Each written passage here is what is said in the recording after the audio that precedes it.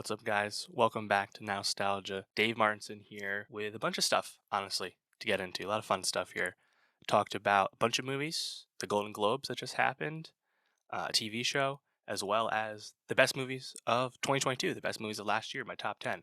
So check the time codes below for the movies. I talked about Women Talking, Sarah Polley's drama film, which is an awards contender. Talked about Kore-eda's Broker, which is an amazing Korean film. I talked about Star Wars The Bad Batch Season 2, the animated series on Disney Plus, the premiere that just came out. I talked about the 2023 Golden Globes and what those do and do not mean for award season to come. And then I did my top 10 movies of 2022. So check the time codes below and let me know what you thought. What's up, guys? Welcome back to Nostalgia. Dave here with a reaction to the 2023 Golden Globes. And most importantly, what these results do and do not mean for award season and the Oscars. So, a lot to get into, of course. A lot of nice wins, a lot of actually not really a lot of surprises. Honestly, we'll get into why that might be. And I think most importantly, what actually matters about the Golden Globes now versus what used to matter before, and vice versa. So, as the thing everyone knows, the Golden Globes did not happen last year, they did not happen in 2022. And a big part of that was the Hollywood Foreign Press Association finally got exposed out in the open with a lot of stuff that people knew for a long time, basically regarding their corrupt voting practices, a very undiverse voting body, uh, unethical action across, and they were boycott. And the HFPA has made some changes to how they operate and who their members are, and the Golden Globes came back this year. Now, I think what's important to note that everyone playing ball, everyone in Hollywood playing ball this time around with the Golden Globes is a self-serving thing. It's not because anyone cares about the opinion of the HFPA. Notably, no one who votes on Golden Globes votes on the Hollywood Guild Awards or the Oscars. So there's no crossover there. This is really about movies that are in the awards mix at other shows being able to get that platform and market their movies awards campaigns. So I think it's just important to remember that that is why they're here. And for me, I'm only interested in what the Globes might mean for the rest of award season, the award shows that I actually care about and put value in. I think it's important just to note that no one actually cares about winning Globes or the HFPA itself. So just to get that out of the way. So yeah. So what happened last night? We had Gerard Carmichael hosting. I think he did a really good job.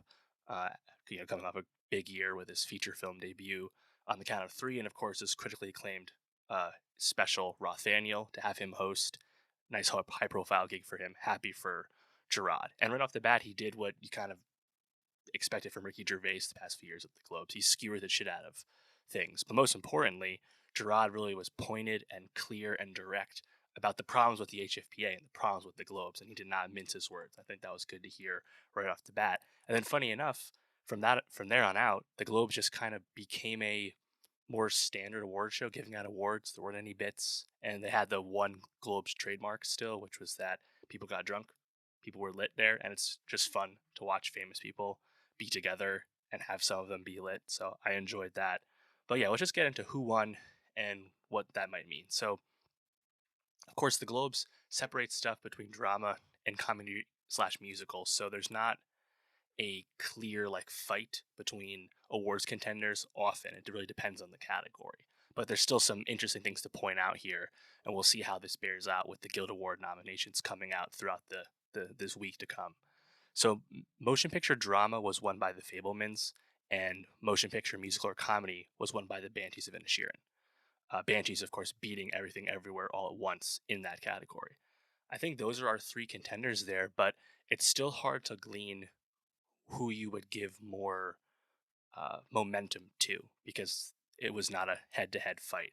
Banshees has more awards juice down the ballot, and I think that is interesting, although Best Director was won by Steven Spielberg for The Fablemans. So I think we really need to just wait and see just a little bit more before we can put a handle on like who's out in front. And by no means do I want to overrule Everything Everywhere All at Once in the Best Picture mix. Let's see what happens with the PGA Awards, Directors Guild Awards.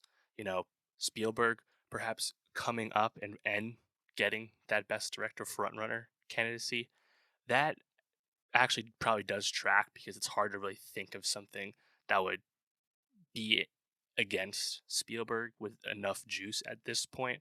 I don't think the Daniels with Everything Everywhere or McDonough with Banshees, I don't think we've seen that yet. And I don't know like what else could maybe happen unless like James Cameron for Avatar was to like really explode. And we'll see because the Avatar impact has uh, basically happened after all this awards voting in the early going has happened. So maybe that could change. Obviously the Oscars aren't until the end of March. It's still a long road ahead. But we'll see. Uh, Moving down to the acting categories, we have actress again, another one of the like big fights that is just not head to head because the way the Globes does things. Kate Blanchett wins for Tar with Best Actress Drama, and Michelle Yeoh wins for Best Actress Musical or Comedy for Everything Everywhere. Those are considered the two favorites, but they did not actually go head to head here. I think we would still lean Kate Blanchett until proven otherwise. Uh, but yeah, there's really not much more you can say about that one yet. We have to see more award shows play out. Best actor, we had Colin Farrell win for musical or comedy for Banshees, and then probably most notably of all, we had Austin Butler win for Elvis in actor drama over Brendan Fraser in The Whale. Side note: it is funny that Elvis was ran as a drama at the Globes when they literally have a category for a musical or comedy. Shows though, I think, how confident the Elvis awards campaign is in like their awards prospects. And I think Butler beating Brendan Fraser in The Whale is a big sign to that candidacy, and I would still peg that as our big three.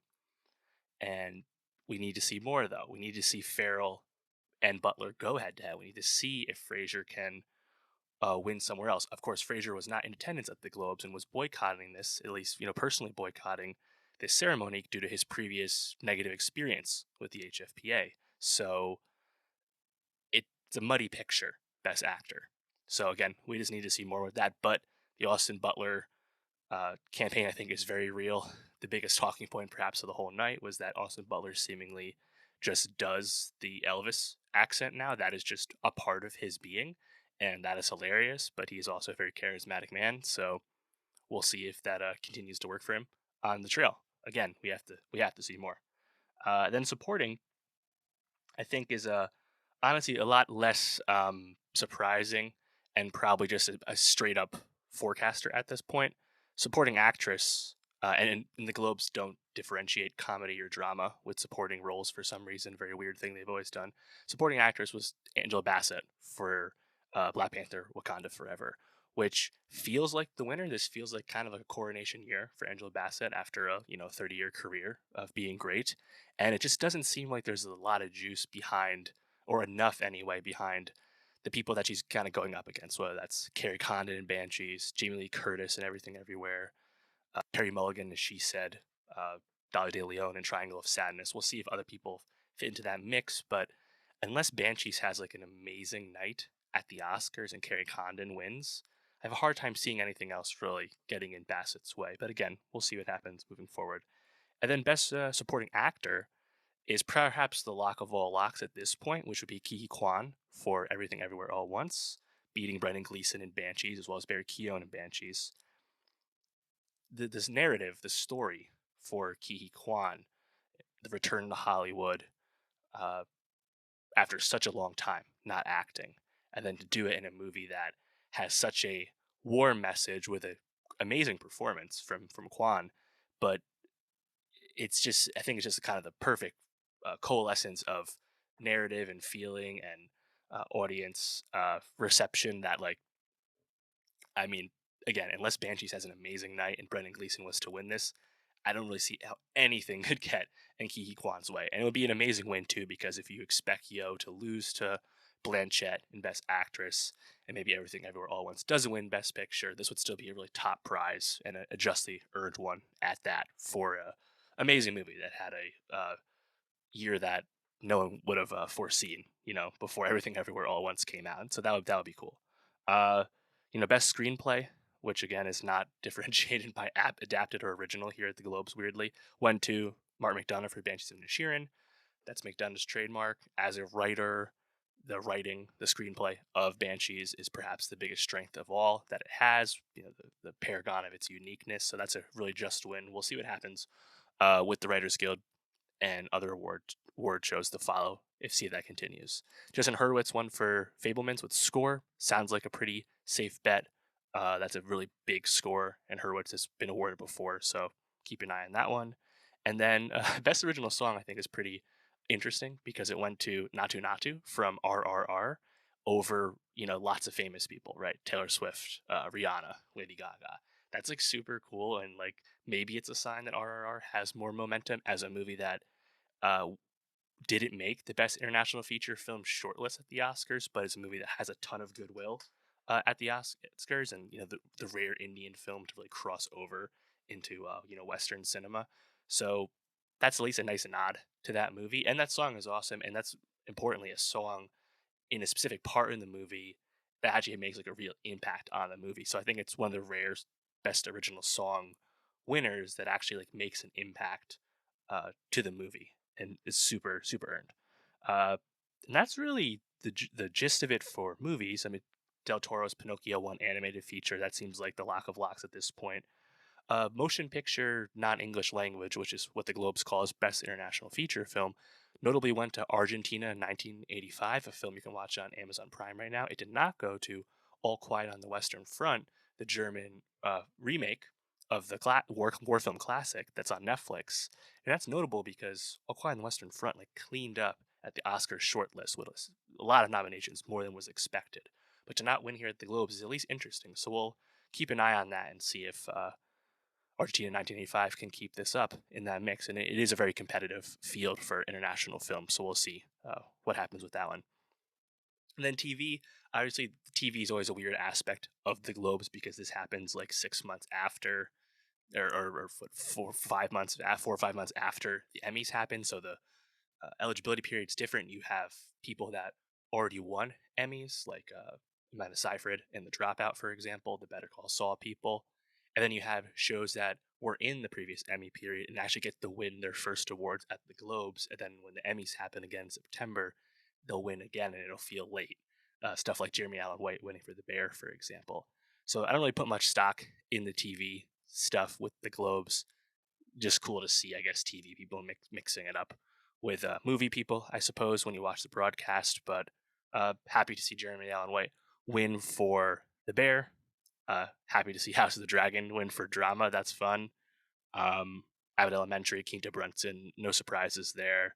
White Lotus winning for anthology series, very cool. Uh, Coolidge winning again for White Lotus season 2, great. Yeah, but really not a lot of surprises there with TV. So we'll see what happens with the award film nominations. I'll be talking about the Oscar noms and giving my predictions for those next week. So make sure you subscribe for that. And when Oscars come around, I'll be doing my predictions and reactions to the Oscars as well. So make sure you subscribe, and I'll see you next time. What's up, guys? Welcome back to Nostalgia. Dave here with a review of Star Wars The Bad Batch Season 2, talking the first two episodes of the premiere. Been a minute since The Bad Batch was back. Season 1 ended, you know, end of the summer 2021. We thought it'd be back in 2022. There was a fall date. They delayed that. Now it's kicking off for a 16 episode second season in 2023 on Disney Plus. I like season 1 quite a bit, so I was certainly looking forward to season 2. And I think this 2 episode premiere didn't do anything to change those feelings. I think if you like The Bad Batch, you're probably still on board for season 2, and I don't think, there's any reason not to feel that way. On the other hand, if you're someone who isn't as invested in the Star Wars animation journey that many of us have been on for over 10 years at this point, yeah, it might not do as much for you. But to me, The Bad Batch is really just an extension of Star Wars Clone Wars, you know? And getting that lore filled in week to week over arcs across a season just really fulfilling and fun because again, as someone who's been invested in Star Wars animation for some time, that's just a rewarding thing. And Bad Batch season 2, I think it's probably not going to be a groundbreaking series the way like Star Wars Rebels is thought of, and this is the year we're getting the Rebels story continued in live action on Ahsoka on Disney Plus, right? We just had Andor rapturously received. Mandalorian's coming back March 1st.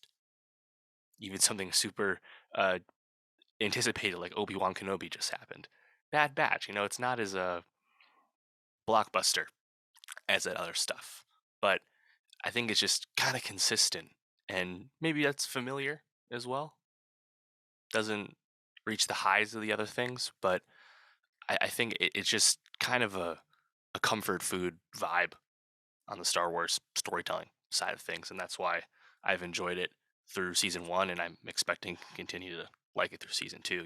Season two premiere doesn't do a whole lot to change our characters, and I think if anything there was to criticize about season one is that the Bad Batch characters themselves are not men that go on like rich journeys. The characterization is pretty thin, and it's a animated children's show, so the writing is nothing spectacular either, right?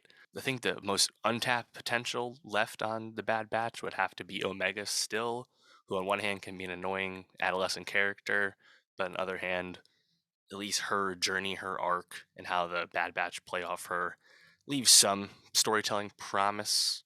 So there's that, I guess. But yeah, the Bad Batch guys themselves, uh, they kind of are who they are at this point. I think in this season two premiere, Echo's desire to do more and being fed up with the progress the Empire is making and, tightening their grip on the galaxy. That is at least tantalizing, right? The Echo character is only the richest of the Bad Batch given his history on the Clone Wars. But Hunter's still kind of the straight arrow guy, you know? So I don't think we're gonna see too much rocking of the boat on that side of things. You just kind of have to be, I think, enjoying when other things pop up, right? Like in season one, when we got the Rex introduced to us in the middle of the season on Baraka, that was an amazing moment, right? Next thing you know, Cad Bane shows up. Really fun stuff. This season, it was cool in these first two episodes to go to Sereno, go to Dooku's home planet and kind of see that aftermath, right, of what happened there after the Empire took over. And I think the best or most tantalizing lore stuff that the Bad Batch is continuing to give us probably had to be about the fate of the clones, right? Obviously, the season one finale we had orbital bombardment of Camino to Poca City, sunk into the ocean, right? Big moment. It does seem like we're going to continue to see more of the Empire's transition away from clones. The reasonings behind that's kind of suggested in the trailer for season two regarding clones starting to question their Order 66 and authority and things like that. Exciting that we'll see Commander Cody pop up on Bad Batch season two, as suggested in the trailer. Perhaps him and Rex would come face to face once again. That would be exciting. But these are all things that are not actually the Bad Batch characters. So it's almost like the Bad Batch themselves are just kind of a group that transports us through the series so we can meet people or go to places that we're actually more interested and invested in due to our previous experience with them than we happen to be invested in the Bad Batch people themselves. Is that a big issue? No, I don't think so. Because, like I said, this is a show that's really for people already in the bag with Star Wars animation. But does it prevent the Bad Batch from being anything more than what it currently is? I think it does. And to me, that's okay. You know, it's not a big investment with the short episodes, even with a 16 episode season, and the little moments that pop up and the cameos and I just find it really fun and enjoyable. I'm really excited to see Gunji show up as suggested in the trailer. He's alive unexpectedly, very cool. Again, a nod from the Clone Wars. That's like really exciting. And if you don't recognize that reference, that doesn't mean a lot to you. So yeah, I think ultimately this is a show for people in the Star Wars animation bag. So let me know what you thought of this premiere. Did it drastically change your opinion of the Bad Batch? Did it make you more excited, or are you just happy it's back and happy to sit with it week to week like me? Leave a comment. Let me know what you thought. And for more Star Wars, more TV, subscribe, and I'll see you next time. What's up? Welcome back to Nostalgia. Dave here talking Women Talking. New awards movie out in limited release. First film from Sarah Polley in over 10 years. Starring a lot of big name actors. Frances McDormand, Rooney Mara, Jessie Buckley, Claire Foy, Ben Whishaw. movie that's got a lot of acclaim ever since it came out of Telluride. It was supposed to come out in December. It's only just now coming out in January. It'll, I think, go wide towards the end of the month, so it's getting there.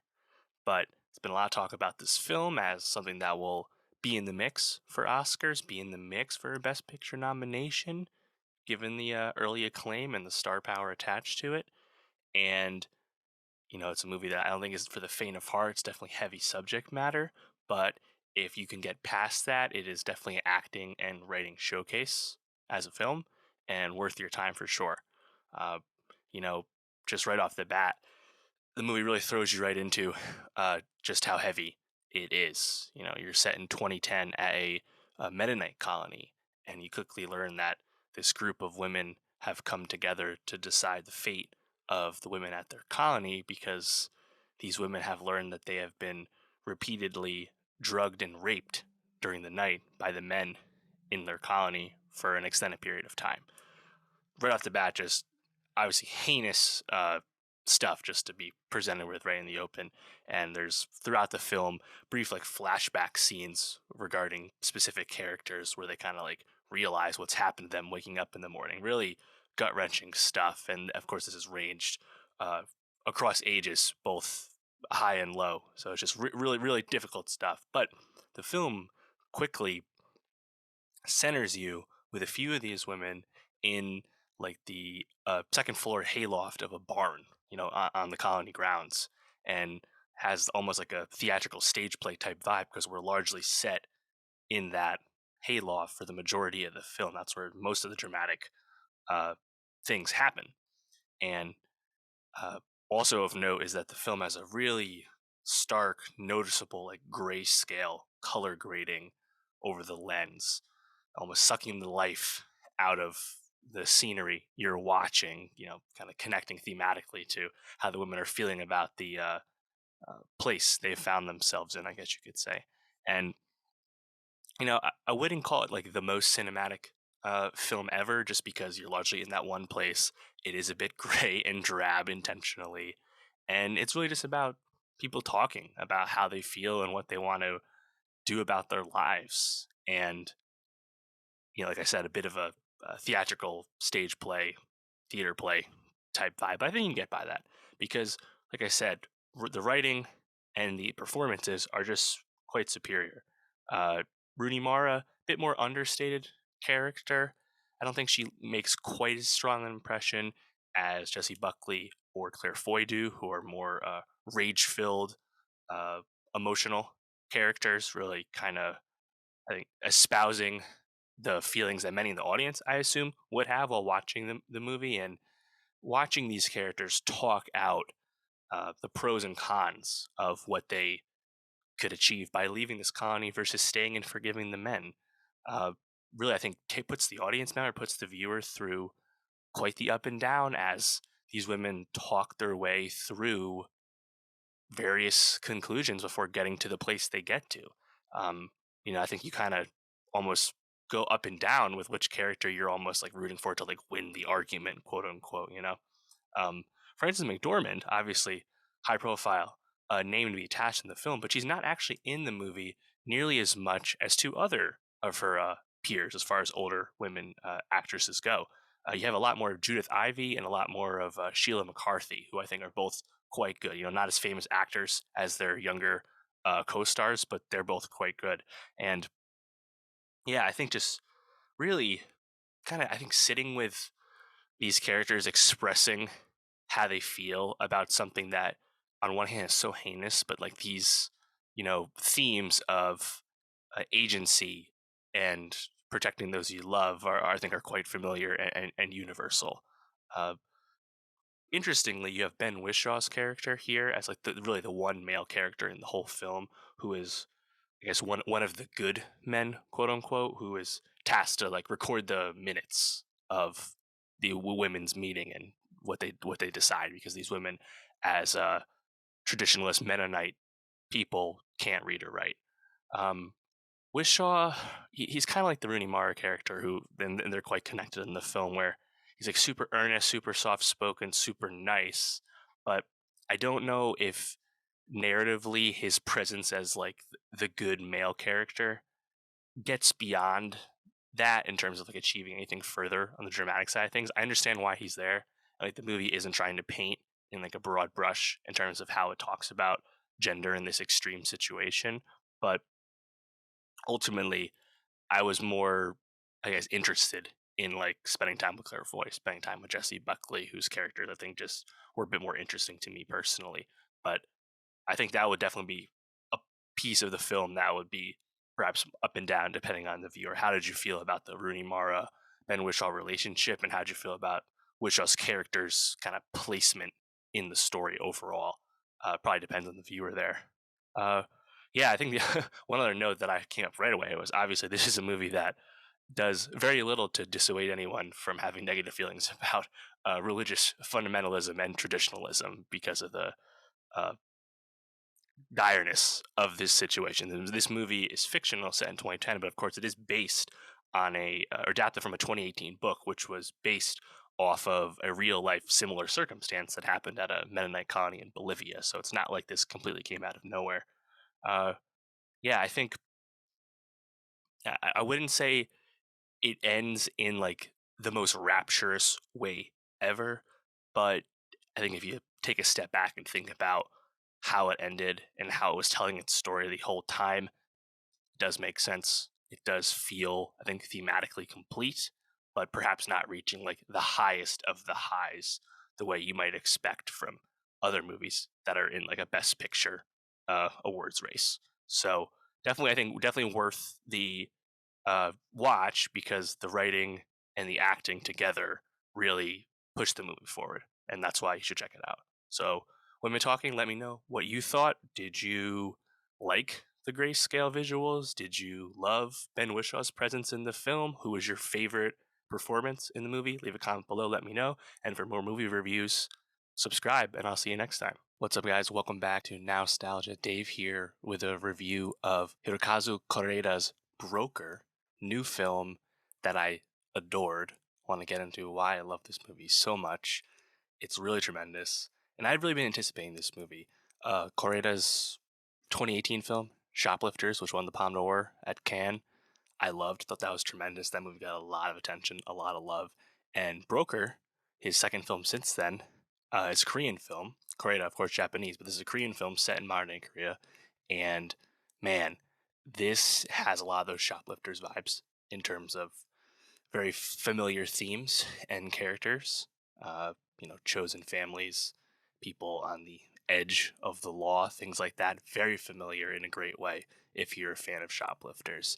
And honestly, I thought it was just a really warm, melancholic, kind, and moving film. And I was so happy I saw. I'd really been waiting for this to come out. I mean, it came out, last summer in Korea after premiering at Cannes 2022. So it's been a while to get to a U.S. release with Neon, but it's finally here.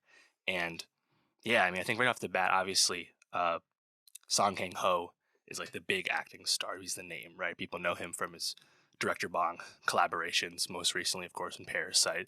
And he won Best Actor at Cannes for this role in Broker. And he is predictably really great. He has, I think, a strong presence as an actor in terms of giving you a comedic performance when the role requires that, but also has a lot of heart, a lot of uh, kindness, and also a lot of anguish that he can really give you as an actor. Just a total talent, as people know, and he's really great in this movie. And he plays Sang Hyun, who is one of the titular brokers. Him, along with his friend Dong Soo, played by Gang Dong Wang, they are illegal brokers, people who take unwanted children and sell them to people who are trying to adopt a kid, but also, avoid the bureaucracies and the legalese of the legal adoption process. And what happens in Broker early on here in Busan is a young mother, So Young, played by Lee Ji Hyun, aka the K-pop star IU.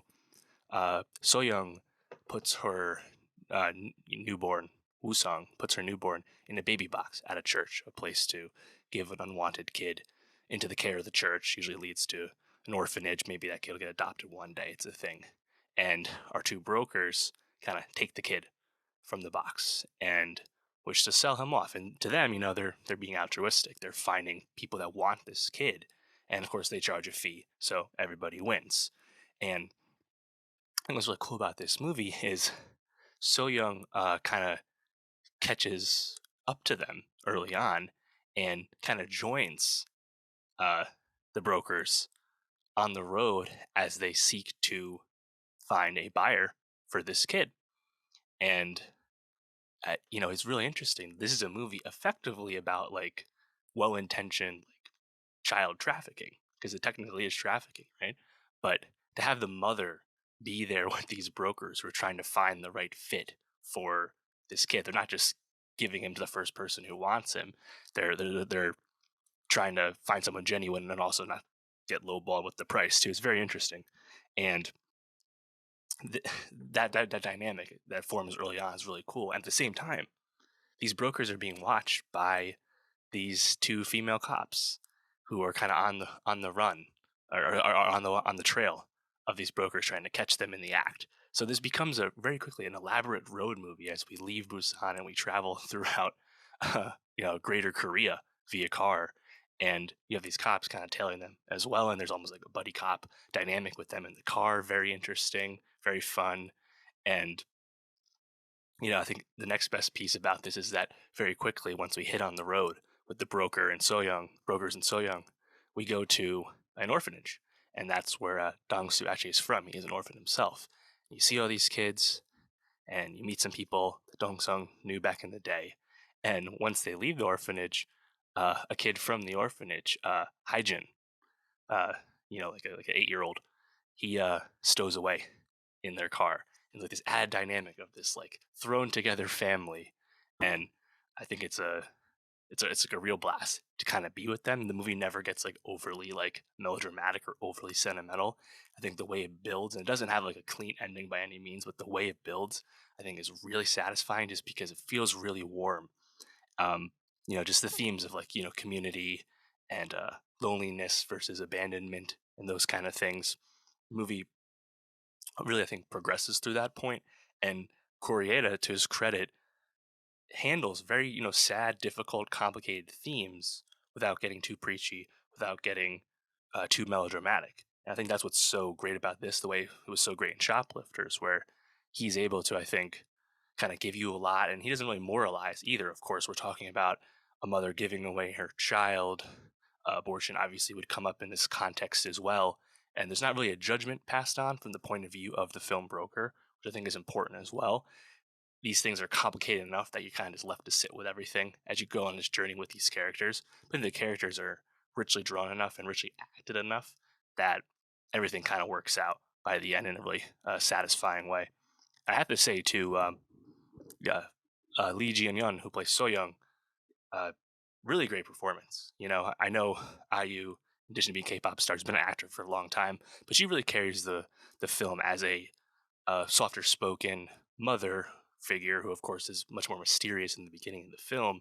But ultimately, that performance really grounds the film and helps propel it forward. And without that performance working, Broker probably wouldn't work as well. So really, hats off to her for being not a full time actor. I think she really crushed it in this role.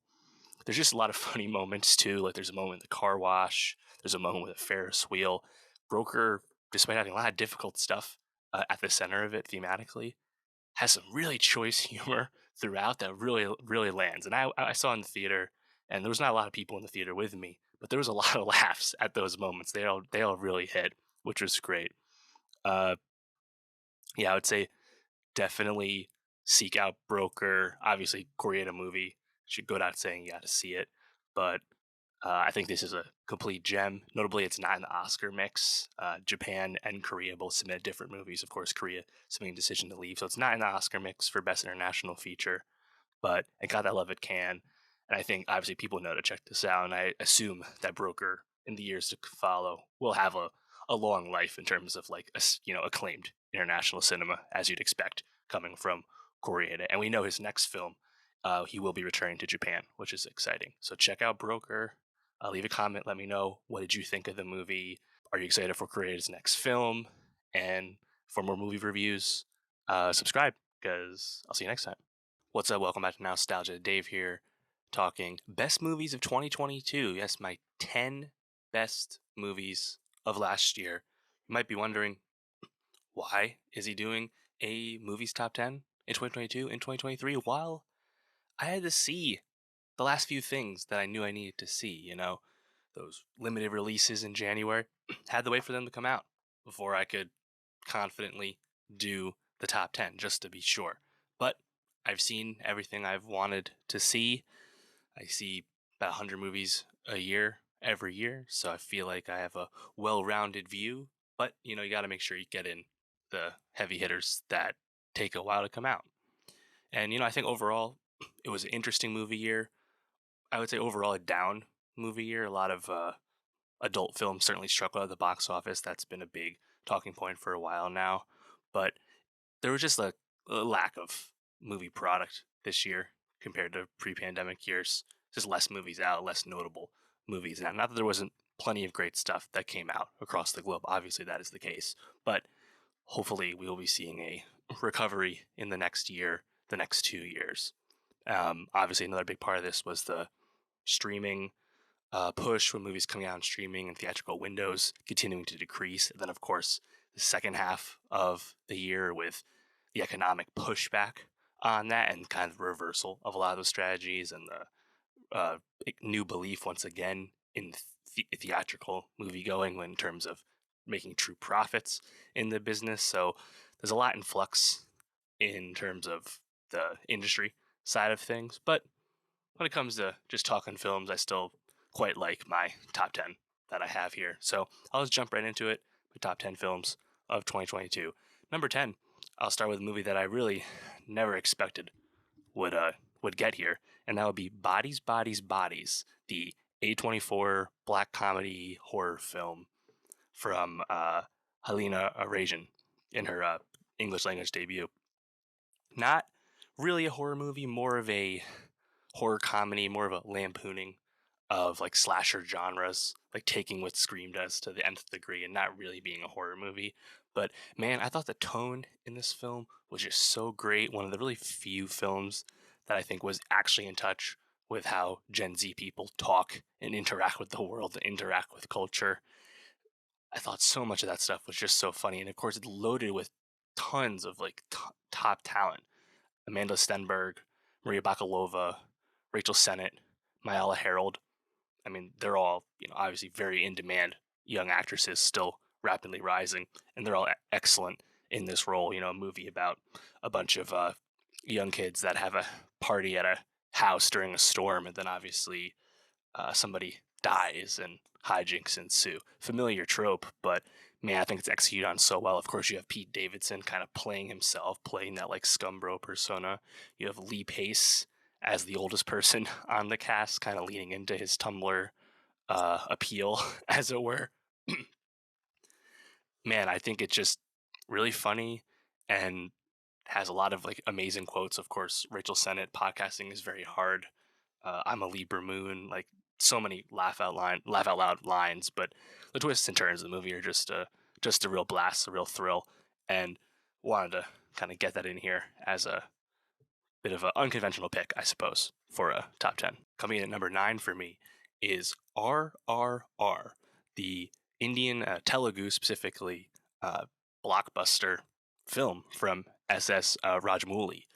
Man, speaking of unexpected surprises, you'll probably have seen RRR in a lot of American lists. The rare Indian film to truly break through in Western cinema, and yeah, to be brief, a film about Indian revolution against the British Raj. During the early 20th century, and you have these two key characters, Beam and Raju, based off real people. And the reason RRR is on my list is because it's basically like an amazingly satisfying execution of many genres at once. It's a big blockbuster movie with big set pieces and effects. Not the best effects you've ever seen, but very competent, coherent special effects, big action sequences. It's an amazing buddy movie slash friendship movie between Beam and Raju, these two people that find themselves on different sides of the conflict, revolution in the British Raj in India. It's an amazing musical movie with an amazing like dance battle sequence that song is currently nominated for Best Original Song at the Oscars. Music, friendship, blockbuster, romance.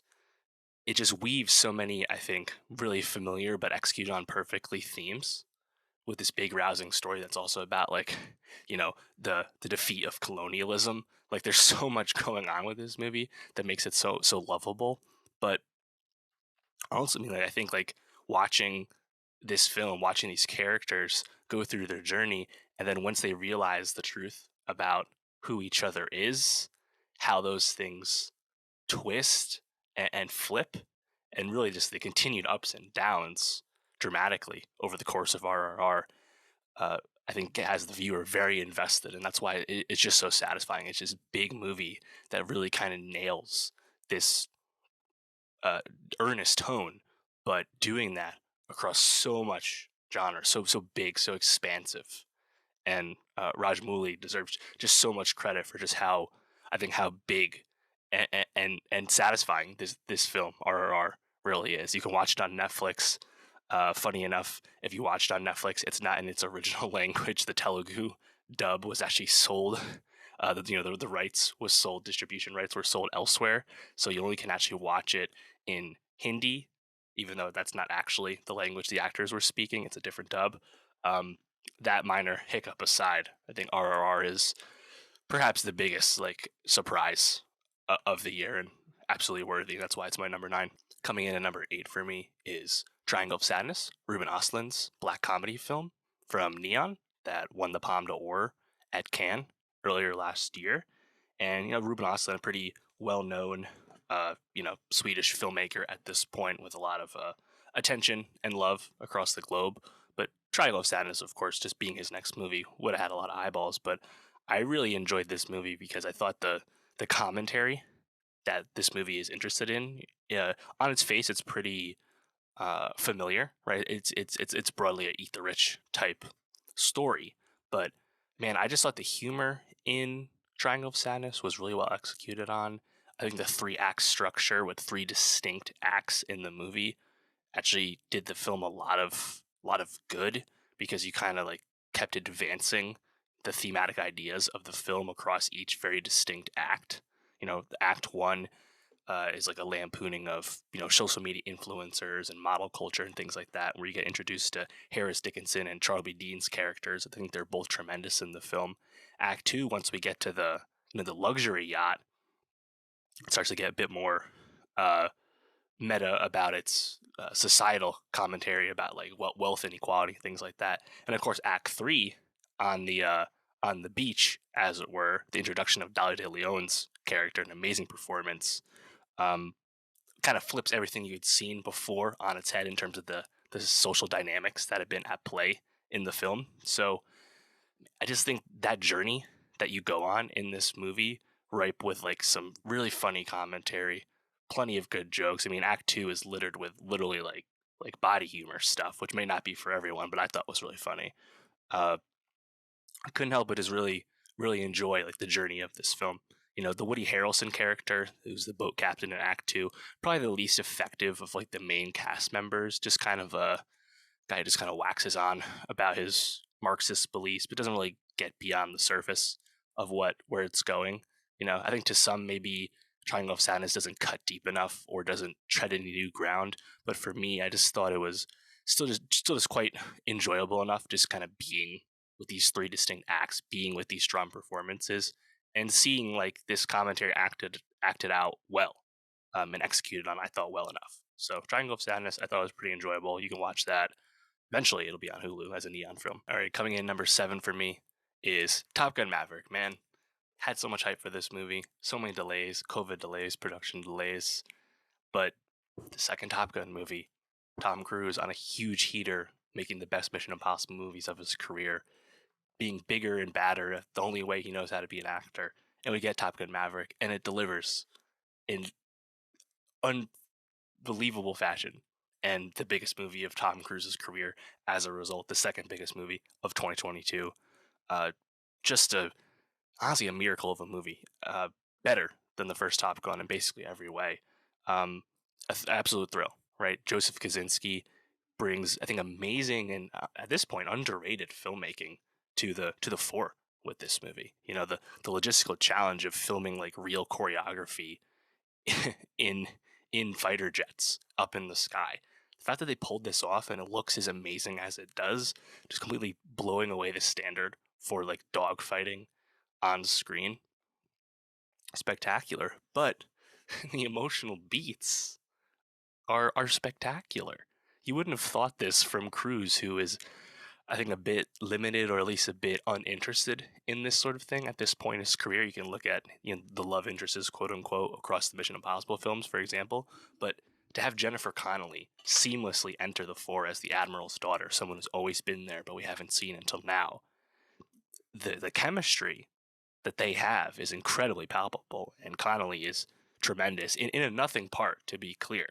But like that just gives so much more to the Maverick character, and I think really benefits Cruise's turn in the movie. And yeah, in a sense, you play back some of the hits with the first Top Gun, but when you're doing it with Miles Teller as Goose's son, with Glenn Powell being himself in an amazing manner, uh, it's just so satisfying.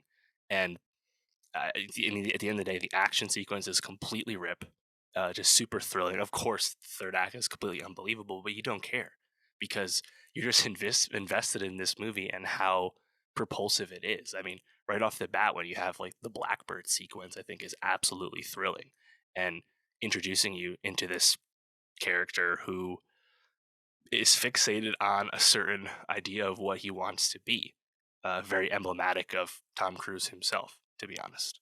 Um, Honestly, the way Top Gun Maverick like lived on throughout the course of the summer into the fall this year, I think just really speaks to how much it really resonated with people as just an amazing time that is super rewatchable already, but also has like I think just enough under the hood in terms of like making you feel things that it's really one of those rare blockbusters that's just a true gem. So it's certainly increased the hype for Mission Impossible 7 Dead Reckoning.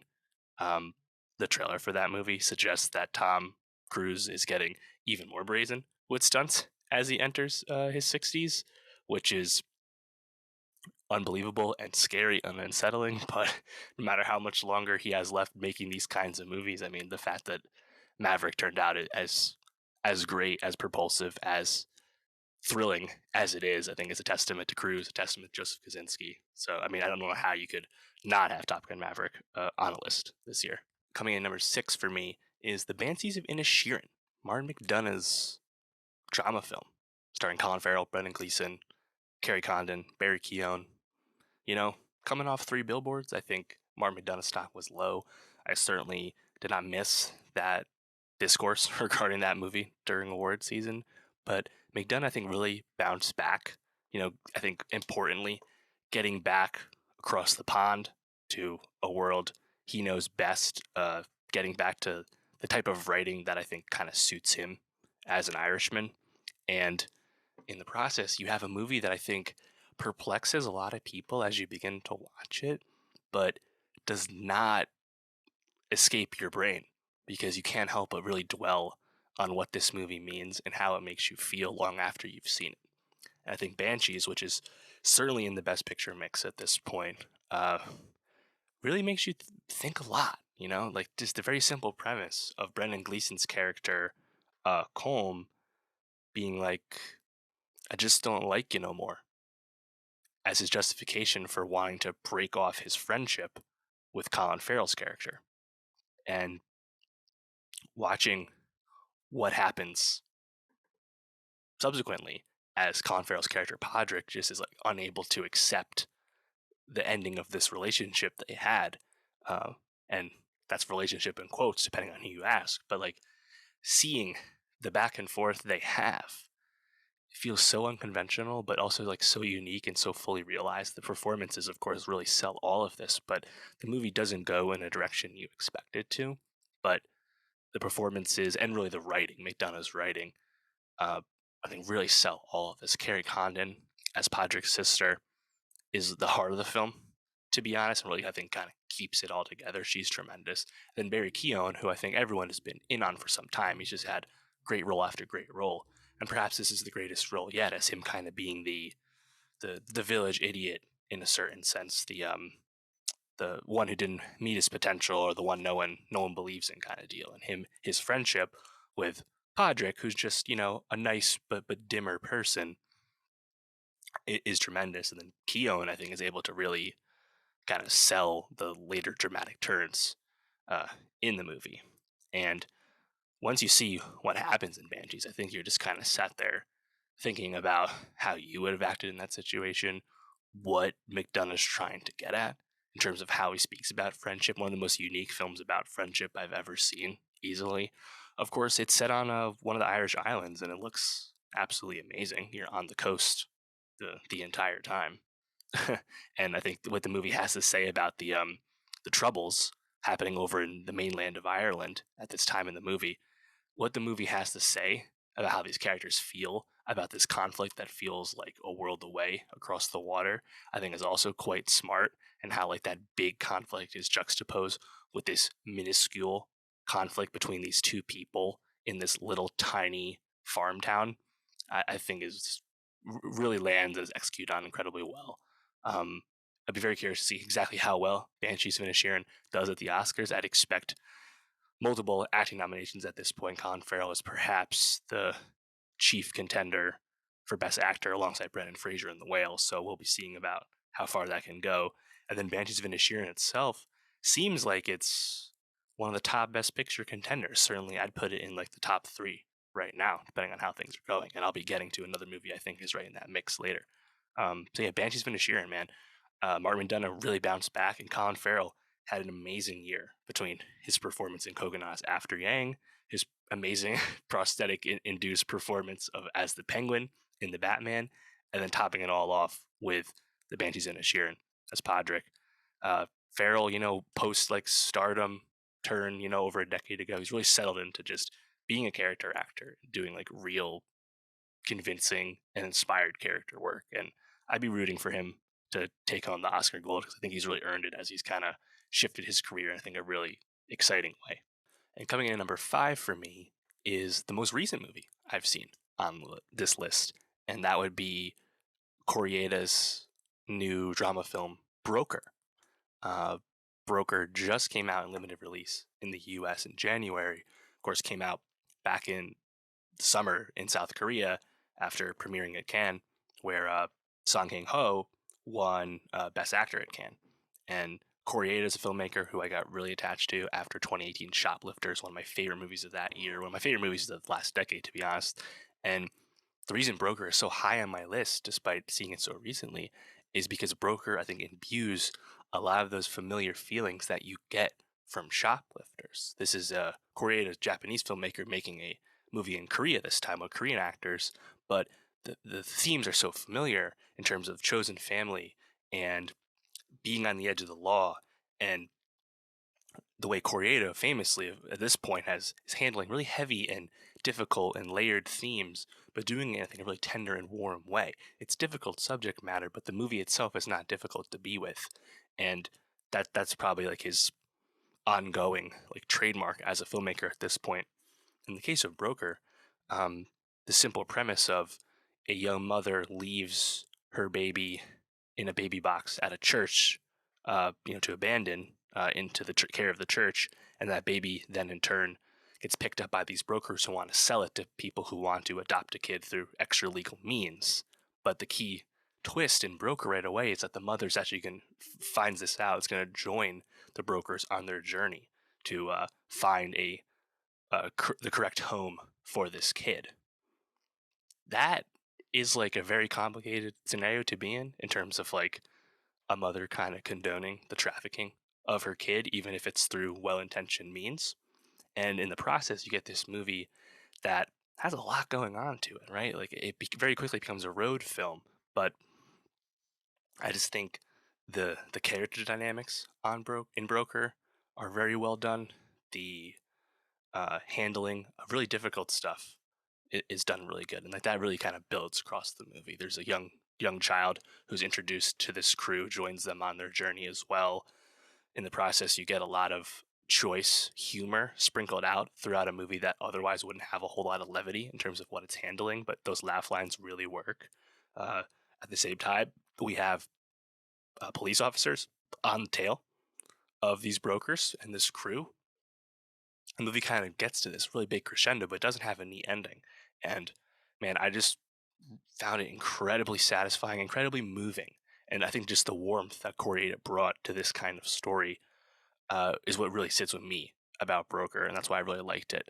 And obviously, a lot of people have seen it in the States at this point, but I'd absolutely recommend people check it out when they can. It is a neon release, so it will eventually get to Hulu. That might be the place most people see it, but Broker, number 5 for me. All right, to my number 4 now. I think that my big 4 are like the movies I love the most this year, and I think I feel really tight. It's like this is like a top tier for me. Is this big 4? And the number 4 I have Nope, Jordan Peele's third feature film, hotly anticipated, certainly by me. People know the legacy at this point between Get Out and Us, and Nope was definitely not the movie I think people expected it to be, but I thought it was absolutely thrilling and breathtaking the entire time. And I have a lot of admiration for what Nope is and what Nope isn't. And Peele as a filmmaker at this point is just such box office in like the quotes term because he is just thinking, I think, at such a high level in terms of the movies he's trying to make and not compromising himself really at any turn. It's so cool. And in the process of Nope, of course, he reunites with Daniel Kaluuya, one of our great actors, and he's great once again. But Kiki Palmer is given this amazing opportunity to be a force of nature, and she is on one this entire film. The line readings, the deliveries, the physical performance as well. She's tremendous.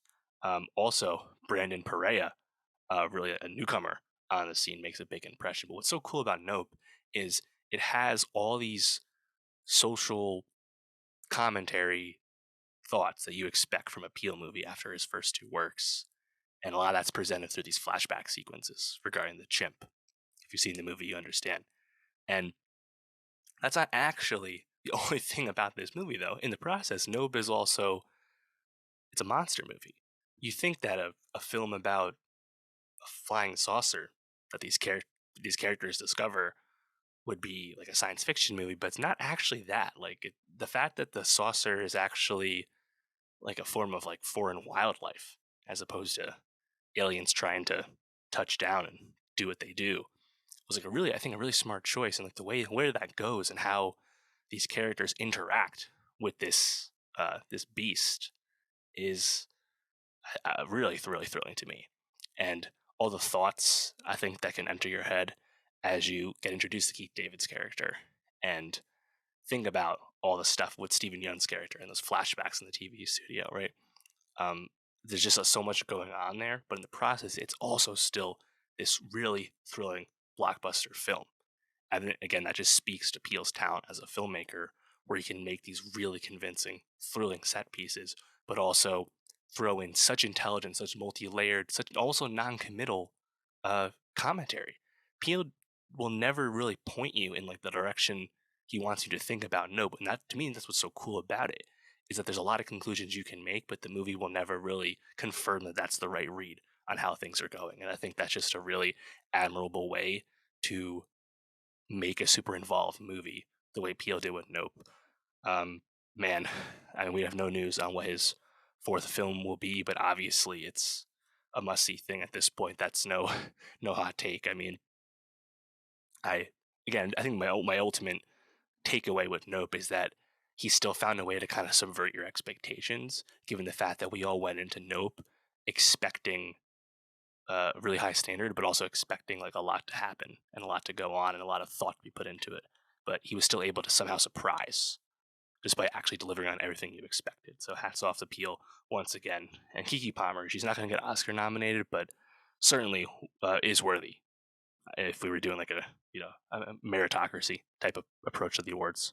Coming in number three for me is The Northman, Robert Eggers' historical thriller action film starring Alexander Skarsgård and Anya Taylor-Joy.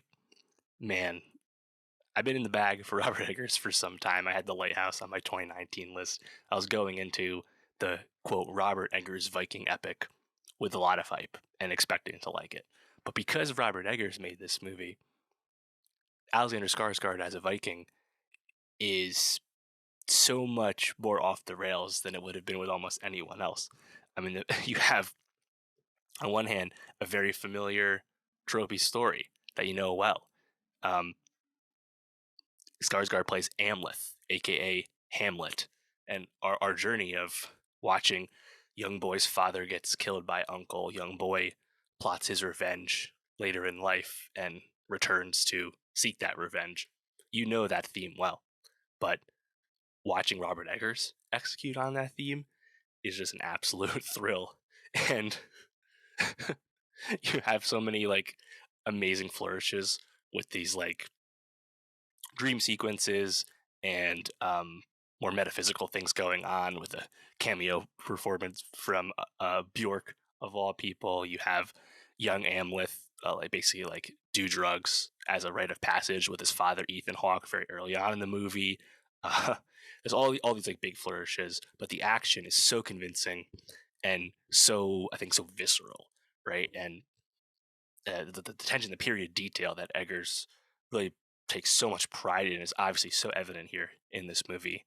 And I think another thing that makes it a really cool choice, that like how Eggers feels like something he would do that other people wouldn't do, is that when Amleth, as an adult, when Skarsgård enters the fray, once he returns to finally get his revenge on his uncle, played by Claes Bang, his uncle is no longer the king after killing his father, the previous king. No, no, no. He has long since been deposed, and he has to go uh, sulk off in defeat and have a new life as a modest farmer. And that is the scene of where Amleth plots his revenge, selling himself into slavery to then get close to his uncle to pull off what he needs to do.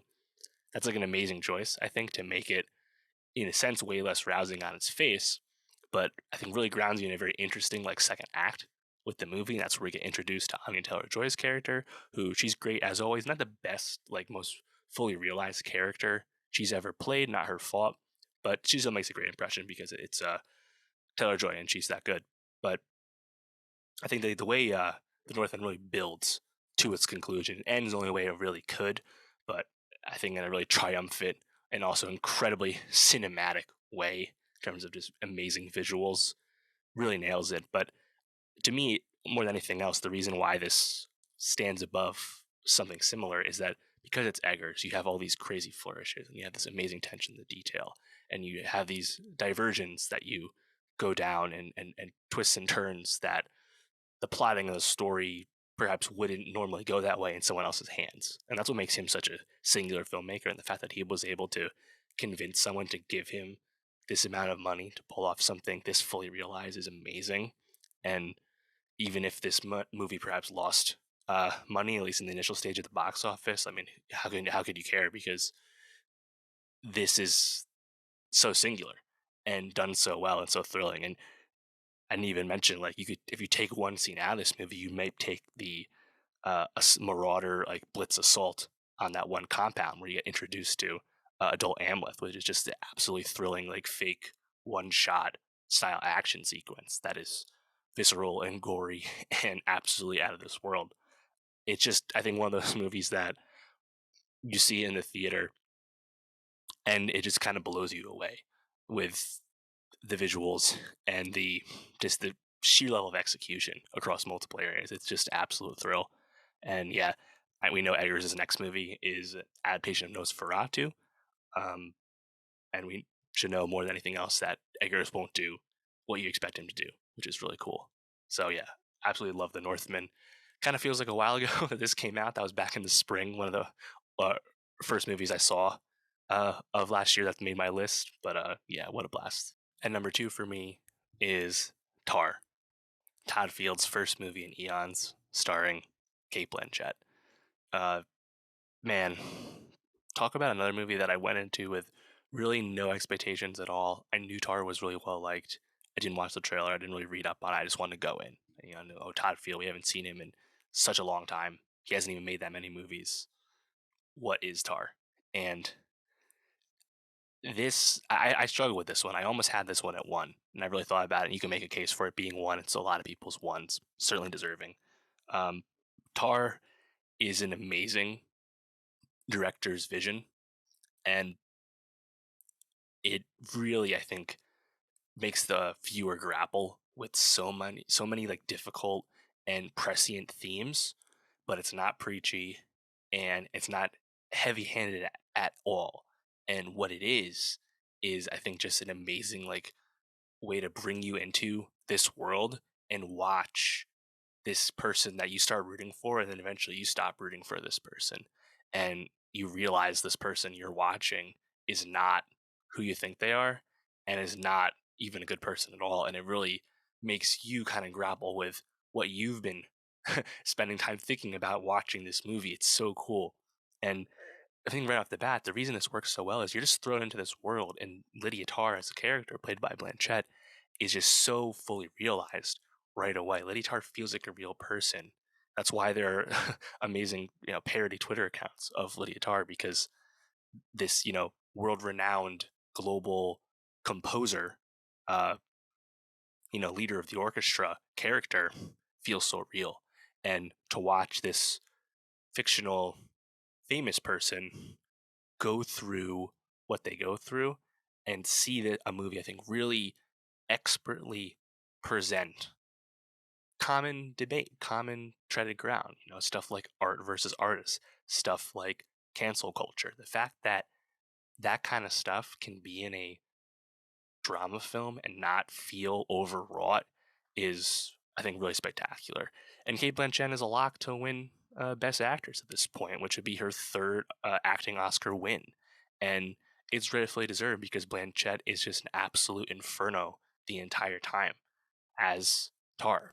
And it's crazy. And watching Tar's downfall is just one of the best things I've seen this year, because Field imbues so much intelligence into this movie, and is really just something that needs to be seen to be believed. Because, and like Martin Scorsese, of course, recently really sang the praises of this film, but like I think the intelligence that you see in Tar is just not something that you get really anywhere else. I think the fact that it can present what it does without, I don't think, really like rubbing too many people the wrong way. Whether it doesn't even matter what side of the fence you sit on these difficult topics, because that's not what the movie's here to do. The movie isn't actually there to comment on it. It's more about to present uh, compelling angles to both sides of it, as then you watch these things happen to Lydia Tarr specifically.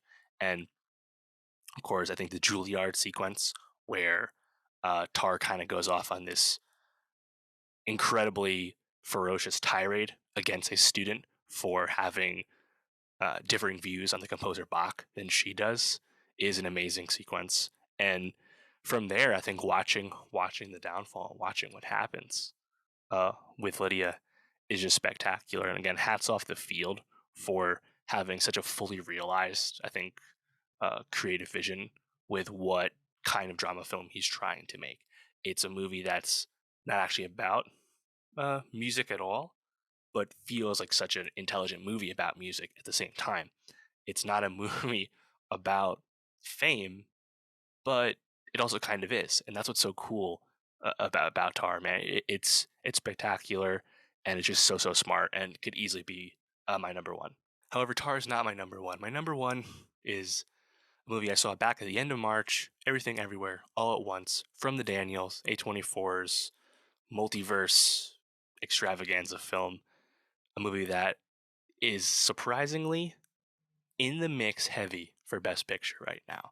And I just remember this theater going experience like it was yesterday. Just an absolutely convincing time at the movies. Like the fact that the best multiverse movie ever made was just presented to us out of nowhere as a completely original film.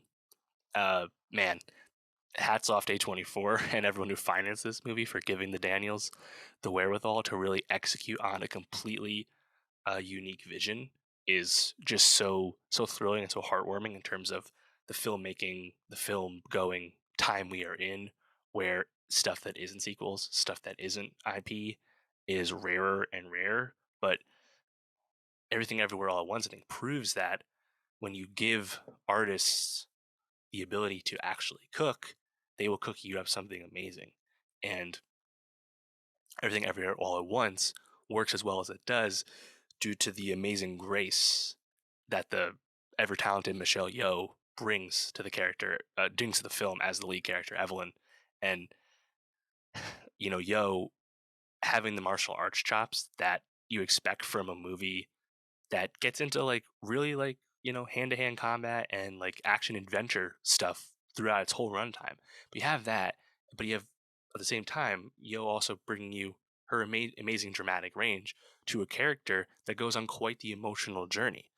To some, maybe everything everywhere all at once is almost a bit too sentimental towards the end.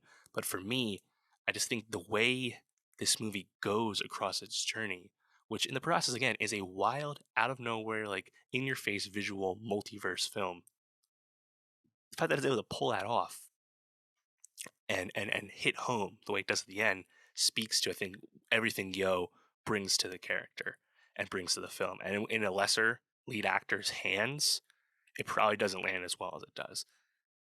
On that same thought, um, her husband is played by Ki Kwan, returning back to Hollywood. It's an amazing story. But Ki Kwan as Wayman brings, I think, such true earnestness and kindness and to this character and their relationship in this movie as we meet various versions of these characters as we traverse across different dimensions is so spectacular, but also so warm and so believable and so real, And I think like the meta version of this with Kwan returning to acting and being in the mix for best supporting actor is so amazing and so well earned. But really, these two performances carry this film, and once you get by that, they have like a obvious homage to Wong Kar Wai's "In the Mood for Love." The fact that you're able to fit something in like that, and it's not even like a throwaway scene; it's like a true like meaningful, dramatic scene in the course of the movie. The fact that you're able to have such a rich homage to a classic film, a film that just made the Sight and Sound polls top 10 of all time. The fact that you're able to fit that in to a movie that also has butt plug jokes and hot dog finger jokes throughout again speaks to what the Daniels I think brought in terms of like a true vision. Stephanie Sue as their daughter, amazing breakout performance from her. She's really tremendous, and of course Jamie Lee Curtis as well in a supporting role. The fact that all these these big four actors right here give multiple performances as they play different versions of themselves. It's a really an action showcase, but the Daniels probably deserve a lot of the credit as well, just for having this amazing vision and convincing A24 to let them pull this off the way they did. I'm rooting for the movie to win Best Picture. Obviously, it's my number one, but I'm rooting for it because I think it's an amazing story that you could have such a crowd pleasing, but also so out there and so ridiculous film convincingly, incredibly win Best Picture. I think that tells an amazing story, and that's what you want award shows to do in terms of highlighting history for those to remember. So, yeah, I think it's just really tremendous movie about family and the immigrant experience and love. And also, by the way, it's a multiverse crazy high on cocaine movie. Like it's so so fun. It's so many things at once, and really can't wait to see it again. So that's my top 10. So I'll just run through that real quick once again. That's at number 10, Bodies, Bodies, Bodies. Number 9, RRR. Number 8, Triangle of Sadness. Number 7, Top Gun Maverick. Number 6, The Banshees of Inisherin. Number 5, Broker. Number 4, Nope. Number 3, The Northman. Number 2, Tar. And number 1, Everything Everywhere All at Once. Now, obviously, I've seen about 100 movies this year. I'm still working on catching up on a few other things, but I've seen all the big stuff. In terms of honorable mentions, would just miss my list, of course, would be Avatar: The Way of the Water. Avatar: The Way of Water. That's number 11 for me. Tough Cut, a movie I really adore. I've seen it twice in the theater. Absolutely love it. I'm happy it's doing so well. And I think that's just a amazing theatrical movie going experience. James Cameron did it again. In terms of other honorable mentions, I have Damien Chazelle's Babylon, Park Chan Wook's Decision to Leave, Bones and All, The Fablemans, Glass Onion, The Menu, Prey was a welcome surprise, the Predator prequel, um, a bunch of other stuff as well. I will be posting my full list, ranked 1 to 100, whatever, whenever I get to a few more things I haven't seen yet. I'll be posting that probably early February, and I'll link that in the show notes. I'll tweet that out at Martin Swagger, but that list will be on Letterboxd, so check that out if you want to see the full ranking. I will tell you the worst movie I've seen this year so far in dead last would be Judd Apatow's The Bubble, which I thought was absolutely horrendous. And there's been other stinkers as well, so wait for the long list. But that's my best movies of 2022. Let me know what you thought of my list. Leave a comment below, tweet me. What were your best movies of 2022? What did I skip out on in my top 10 that should have been there? What uh what pick do you completely disagree with? Let me know whatever you thought. Obviously, everyone has a top 10. They're all different, but they're really fun to think about. And even in a year that I would say is slightly down year for movies in terms of overall span of films, I still think it's pretty compelling top 10 no matter where you look. So let me know what you thought. And for more movies, subscribe, and I'll see you next time.